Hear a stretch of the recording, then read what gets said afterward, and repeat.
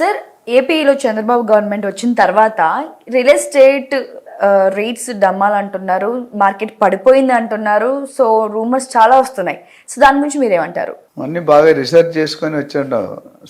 మంచి మంచి క్వశ్చన్, డబ్బులు తీసుకొని చెప్పే క్వశ్చన్లు ఇవన్నీ నువ్వు ఫ్రీగా చెప్పించుకుంటున్నావు. అది నీ అడ్వాంటేజ్, నీకోసం కాదు, మా పరీక్షల కోసం చెప్తా. ఓకే. సో రియల్ ఎస్టేట్ అనేది నేను చాలాసార్లు చెప్పాను, it's a part of our daily living. ప్రతి ఒక్కడికి ఇల్లు కావాలి. ఎవరైనా ఒక కపుల్ కానీ ఒక మేల్ కానీ ఒక ఫీమేల్ క్యాండిడేట్ ఉంటే లైఫ్లో జన్మ తీసుకున్న తర్వాత ఫస్ట్ వాళ్ళు కోరుకునేది మంచిగా చదువుకోవాలి, సెకండ్ మంచి జాబ్ రావాలి, థర్డ్ మంచి భార్య కానీ భర్త కానీ రావాలి పెళ్ళికి, నాలుగోది మంచి పిల్లలు కావాలి, ఐదోది మంచి కారు కావాలి, ఆరోది ది మోస్ట్ ఇంపార్టెంట్ ఇల్లు కావాలి. సో ఇల్లు ఈ సిక్స్త్ ఇప్పుడు థర్డ్ ప్లేస్లో ఉంది సార్. ఆ రోలో వెళ్తుంది అనమాట. మా జమానా మీ జమానా మాట్లాడి మీ జమానా అనుకుంటారు, ఉండొచ్చు, మేబీ యూఆర్ రైట్. సో ఇల్లు అంత ప్రాముఖ్యత ఉంది. అయితే ఇవన్నీ ఎందుకు చెప్తున్నంటే, చంద్రబాబు నాయుడు గారు వచ్చినా, ఇంకో వైఎస్ జగన్ వచ్చినా, ఇంకొకరు తేడా, ప్రతి గవర్నమెంట్ లీడర్ టు లీడర్ తేడా ఉంటుంది. సో తెలంగాణలో రియల్ ఎస్టేట్ డమాల్ అనేది నేను యాక్సెప్ట్ చేయను. పార్షల్లీ కొద్దిగా కరెక్ట్ ఉండొచ్చు. ఎందుకు డమాలు? ఇప్పుడు అమరావతిలో కానీ ఏపీలో కానీ ఏమి చూసి పెడతాం మనం. ఇప్పుడు రియల్ ఎస్టేట్ మనం లాస్ట్ టైం మాట్లాడుకున్నప్పుడు ఎప్పుడు అప్రిషియేట్ అవుతుంది? ఏ స్టేట్కైనా ఏ సిటీకైనా ఇన్ఫ్రాస్ట్రక్చర్ ఉండాలి. ఇన్ఫ్రాస్ట్రక్చర్ అంటే road connectivity, air connectivity, metro connectivity, ఇవన్నీ కూడా ఉండాలి. ఉన్నప్పుడే ప్రజలు ట్రావెల్ చేస్తారు. ఓకే. ఏపీలో మన పరిస్థితి ఎలా ఉందంటే, నేను వైజాగ్లోనే పుట్టాను, చాలాసార్లు చెప్పాను. గుంటూరులో కొంతకాలం చదువుకున్నా, తర్వాత హైదరాబాద్ వచ్చి 30 years అయిపోయింది. సో నా ఇంట్రెస్ట్ ఏంటంటే, వైజాగ్ నా నేటివ్ ప్లేస్లో ఎప్పుడు ఇంట్రెస్ట్ ఉంటుంది, కానీ ఇప్పుడు చూస్తే బాధ అనిపిస్తుంది. ఆ రోడ్స్ కానీ కంప్లీట్ డౌన్ అయిపోయింది. అంటే మెయింటెనెన్స్ అనేది, మనిషి కానీ వెహికల్ కానీ ఇల్లు కానీ మెయింటెనెన్స్ లేకపోతే దాని పరిస్థితి ఎలా ఉంటుందో మీకు తెలుసు. ఇక్కడ మెయింటెనెన్స్ జరగలేదు. రెండోది సంక్షేమ పథకాల మీద పాత గవర్నమెంట్ అనేది డిపెండ్ అయింది. సో కొత్త గవర్నమెంట్ వచ్చారని ఒక పక్క హ్యాపీనెస్, ఇంకో పక్క బాధ ఏంటంటే డబ్బులు లేవు సార్ దగ్గర, సిబిఎన్ గారు డబ్బులు లేవు.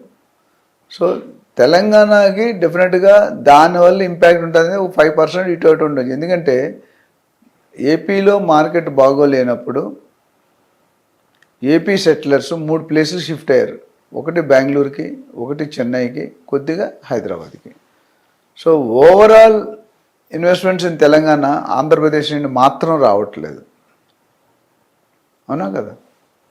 సో ఎవరెవరు ఉన్నారు తెలంగాణలో పెట్టి అక్రాస్ ది గోల్డ్ అంటే గ్లోబ్, మీకు యూకే కానీ, యూఎస్ఏ కానీ, ఆస్ట్రేలియా కానీ, సిడ్నీ, దుబాయ్, మిడిల్ ఈస్ట్ అన్నీ కూడా, సింగపూర్, మలేషియా, అందరూ కూడా మన తెలుగు వాళ్ళు అక్కడ ఇతర ఇంటర్నేషనల్ కంట్రీస్లో సెటిల్ అయిన వాళ్ళు ఇటువైపు చూస్తున్నారు. Hyderabad is now a global real estate destiny.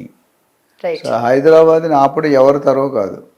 చెప్పేవాళ్ళు చెప్పుకుంటారు. ఇప్పుడు పక్కన స్టేట్, ఇప్పుడు చాలాసార్లు చెప్పాను, పెద్ద కూతురు బాగోకపోతే చిన్న కూతురు చూపించి పెద్ద కూతురు పెళ్లి చేసిన సందర్భాలు చాలా ఉన్నాయి. సినిమాలో కూడా చూసాము, ఇక్కడ రోజానా ఇటు బాంబే అయితే సినిమా. సో అది తప్పులేదు, మన స్టేట్ గురించి మనం చెప్పుకోవడం తప్పులేదు.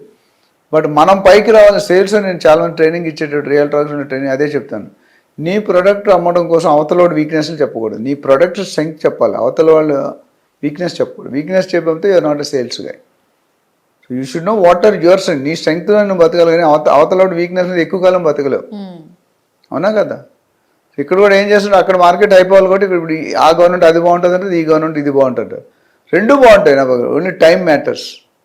హైదరాబాద్లో రియల్ ఎస్టేట్ తగ్గడానికి లేదు, ఎందుకంటే మనకు 4 పక్కల డెవలప్ అవుతుంది. ఓఆర్ఆర్ కానీ, RRR కానీ, మిగతా చాలా ఇన్ఫ్రాస్ట్రక్చర్ డెవలప్మెంట్స్ వచ్చాయి మనకి. మెట్రో కానీ, చిన్నజీఆర్ స్వామి కానీ, లేకపోతే కనా మెడిటేషన్ సెంటర్ కానీ, ఎయిర్పోర్ట్ కానీ, ఓఆర్ఆర్ అన్నీ కూడా ఆల్రెడీ ఫుల్ స్వింగ్లో ఉన్నాయి.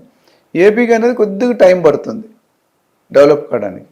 సో ఏపీలో పెట్టుకున్నారు. ఇప్పుడు ఎవరైతే మన దగ్గర షిఫ్ట్ అయ్యారో అందులో కూడా కొంతమంది నాలుగు ఏపీ సెటిలర్స్ కాదు, తెలంగాణ సెటిలర్స్ ఉండొచ్చు. ఇప్పుడు నేను ఇన్వెస్ట్ చేసినా మళ్ళీ బ్యాక్ వెళ్ళాను. నేను ఎవరైతే ఏపీ సెటిలర్స్ ఉన్నారో, ఫిజికల్గా నేటివ్ ప్లేస్ అక్కడ సెటిల్ అయ్యి రిటైర్ అయిన తర్వాత అక్కడ సెటిల్ అవుతాం, లేదా మా బాబు జాబ్ అక్కడ వస్తుంది, మా అమ్మాయి జాబ్ వస్తుంది అనుకునే వాళ్ళు మాత్రం అక్కడ ఏపీ వైపు మొగ్గు చూపిస్తారు, మంచిదే. బట్ అందులో చూపించినంత షిఫ్ట్ అయిందే ఓవరాల్గా 10-15% of the investors and buyers and builders. So వాళ్ళు మళ్ళీ ఇంకో సగం మంది వాళ్ళు బ్యాక్ వెళ్ళొచ్చు.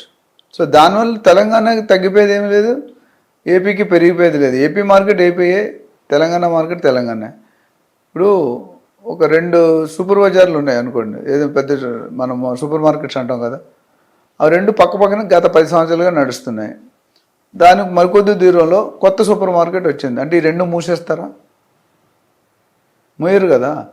నువ్వు ఇచ్చే క్వాలిటీ నీలాగా 100 మంది యాంకర్స్ ఉన్నారు మీ కంపెనీలో. 100 మంది యాంకర్లు టాప్ 5 5 ఉంటారు, 100 మంది ఉంటారు కదా. 5 ఎలా ఉంటారు? నువ్వు మాట్లాడే దాన్ని బట్టి, నువ్వు డెలివరీ చేసేది, నీ వాయిస్, నీ ఇంట్రెస్ట్, నువ్వు ఫేస్ స్మైల్, చాలా కొన్ని క్యారెక్టర్స్ ఉన్నాయి యాంకర్ కావాలంటే. అవన్నీ ఉంటే నువ్వు పైలో ఉంటావు, లేదా నువ్వు కిందలో ఉంటావు. సేమ్ అక్కడ కూడా 3 స్టోర్లు ఉంటే ఈచ్ స్టోర్లో సర్వీస్ చూస్తారు.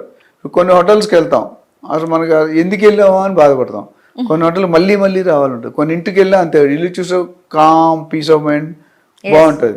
కొంతమంది ఇక్కడ నుండి ఎంత జల్దీ బయటకు వెళ్ళిపోవాలంటుంది. నేను మొన్న బెంగళూరు ఒక వెళ్ళా కదా రికార్డింగ్కి, ఓ హోటల్కి వెళ్ళాను, పేరు చెప్పను, ప్రమోట్ చేసి ఉంటుంది.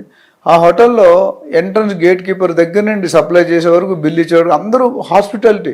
Good morning sir, please come, మీరు ఏం తింటారు, సప్లై కూడా గ్యాప్ లేకుండా సర్వీస్ ఇచ్చారు. అలాగే నేను మళ్ళీ రెండోసారి వెళ్ళాను, అక్కడ 3 రోజులు ఉన్నాను, రెండోసారి కూడా అక్కడికి వెళ్ళాను. ఇక లైక్ అదే ప్యారల్ నైట్ టైం ఇంకో హోటల్కి వెళ్ళాం, మళ్ళీ రిపీట్ కాలేదు. It all depends upon your quality of service. మీరు ఏమనుకుంటే మీ ఇంటెన్షన్ ఏంటి, మీ గోల్ ఏంటి అనేది మైండ్లో ఉంటుంది. సో ఇప్పుడు మన దగ్గర మీరు చూసుకుంటే చాలా వరకు హోటల్లో గుడ్ మార్నింగ్ ఎవరు చెప్పరు, మీరు చూడండి. అక్కడ కూడా అన్ని చెప్పరు. కొన్ని హోటల్స్ అలా ఓనర్ దగ్గర ఉండి మన ఎంట్రన్స్ నుండి మనం రిసీవ్ చేసుకుని, కమ్ సార్ ప్లీజ్, ఎంతమంది సార్ ప్లీజ్ సిట్ హియర్. ఆ టిఫిన్ వచ్చేవాడు కూడా గుడ్ మార్నింగ్ చెప్పి ఆర్డర్ తీసుకున్నాడు, సప్లై చేసాడు. అంటే ఆ కల్చర్ అనేది ఇన్కార్పొరేట్ అయింది. ఎస్పెషల్లీ మల్టీనేషనల్ కల్చర్లో ఇవి ఉంటాయి, ఇండియన్ కల్చర్లో కొద్ది తక్కువ. సో ఇలాగే తెలంగాణ ఏపీ కూడా ఇద్దరికీ మార్కెట్ ఉంటుంది. ఇప్పుడు ఇది ఏంటంటే ఏపీలో మనకి కనిపించలేదు, వెయిట్ అండ్ వాచ్. ఒక మేబీ నేను చెప్పినట్టు 3 నుండి 6 నెలలు ఉంటే డెఫినెట్గా అది పికప్ అవుతుంది. పికప్ అయిన దాన్ని బట్టి మీరు ఇన్వెస్ట్ చేసుకోవచ్చు.